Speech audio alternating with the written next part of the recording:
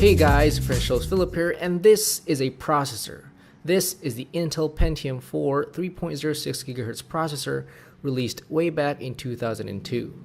By today's standards, this processor is quite old, but when you consider the whole timeline of processors, this is actually pretty modern. So welcome to the history of Intel processors. Before the age of transistors, there were vacuum tubes. They were developed by John Ambrose Fleming in 1904. Vacuum tubes control the flow of electrons in a vacuum and function as amplifiers or switches.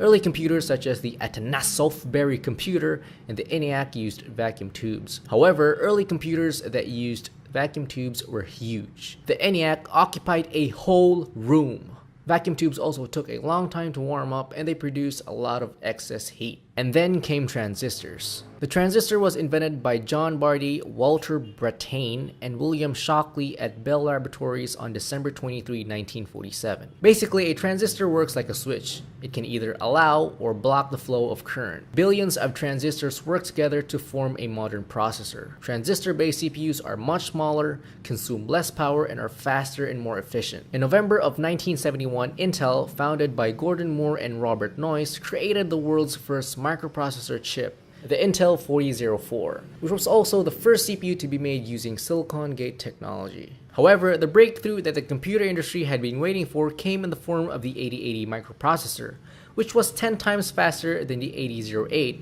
which was an 8-bit version of the 4004. The 8080 was clocked at 2 MHz, enabling it to perform hundreds of thousands of calculations per second. The 8080 was the basis of the Altair 8800. One of the first build-it-yourself PCs. Intel's first 16-bit processor was the 8086, which ran at 10 MHz. Fun fact, the x86 instruction set gets its name from the 8086.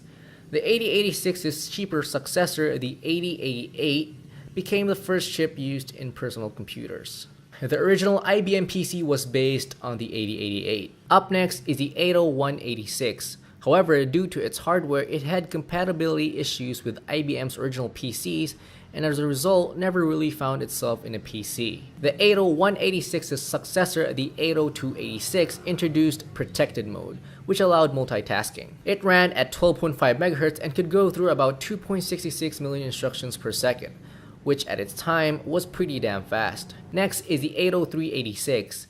Being a 32-bit processor, it meant that it had twice the data throughput of the 16-bit 80286. The 386 was the first chip to implement instruction pipelining, which allowed the chip to start working on the next instruction before the previous one was completed. Fun fact, Linus Torvalds created Linux on a computer running on an 80386. The first Intel chip to surpass the 1 million transistor count was the 486DX. It could go through 26.9 million instructions per second at 33 MHz, twice than that of the 80386. It was the first CPU to feature an on-die 8KB cache, and if you didn't know, a cache stores commonly used instructions for faster access times. The 486 was also the first processor from Intel that was upgradable.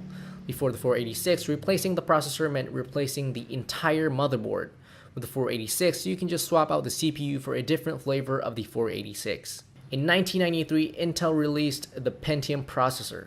Intel named their processor as such as there were legal issues surrounding how they would trademark the numbers 80586. The original Pentium, also known as the P5, ran at 60 MHz, could perform 100 million instructions per second, had 3.21 million transistors, and a 64-bit data bus. Pentium introduced superscalar design, which enabled the CPU to execute 2 instructions per clock cycle. Some versions also supported symmetric dual processing, meaning you could use 2 Pentiums side by side. Up next is the Pentium Pro. When it came to 32-bit operations, it was awesome, but when it came to 16-bit operations, it was virtually the same as the previous Pentium processors.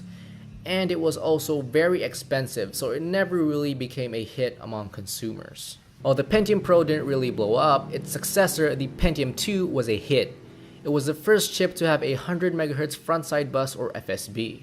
It had 32 kilobytes of L1 cache and 512 kilobytes of L2 cache. The Pentium 2 used features from previous Pentium processors like the Pentium Pro's dynamic execution technology, which allowed the processor to predict incoming instructions. The Pentium 2 used slot 1, which is the interface through which the processor attaches to the motherboard. just like the Pentium Pro Socket 8 or the Intel Core i7-6700K's 1151.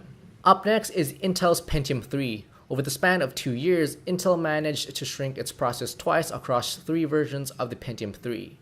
Katmai at 250 nanometers, Coppermine at 180 nanometers, and Tualatin at 130 nanometers. The Tualatin, at its time, was the fastest and most overclockable chip. Coppermine and Tualatin brought the L2 cache back on the die, a feature that was missing in the Pentium 2. Next in line is Intel's Pentium 4. The Pentium 4 featured the new NetBurst architecture. There are a lot of processors under the Pentium 4 name, so to keep this video from lasting an eternity, I'll just give out a list of the different microarchitectures under Pentium 4. First one's Willamette at 180 nanometers, Northwood at 130 nanometers, Prescott at 90 nanometers, Prescott 2M at 90 nanometers, Cedarmill at 65 nanometers, and the Galatine Pentium 4 Extreme Edition at 133 nanometers. One of the most important features of the NetBurst architecture was hyperthreading, a feature that's still being used in today's processors. In June of 2006, Intel introduced the Core architecture. The Core architecture brought 64-bit computing, low power consumption, and multiple cores and a single die. The first processors that used the Core architecture were codenamed Merom for mobile computing, Conroe for desktop systems, and Woodcrest for servers and workstations. Mainstream processors were branded as Pentium Dual Core or Pentium, server and workstation processors as Xeon, and desktop and core-based processors as Core 2. Following its current tick-tock cycle, Conroe was succeeded by Penrem, which featured a 45 nanometer process. It would be followed by a shift to the Nehalem microarchitecture, which featured an even smaller 32 nanometer process. Nehalem was succeeded by the now familiar Sandy Bridge microarchitecture, which sported a 32 nanometer process. Sandy Bridge in turn was succeeded by Ivy Bridge, and Ivy Bridge by Haswell. Here's a timeline from Sandy Bridge to the current microarchitecture. So it was Sandy Bridge, Ivy Bridge, Haswell, Broadwell, and the current microarchitecture, Skylake. Cannon Lake, Skylake's successor, is already slated for release sometime in 2017, with it sporting a ridiculous 10 nanometer process.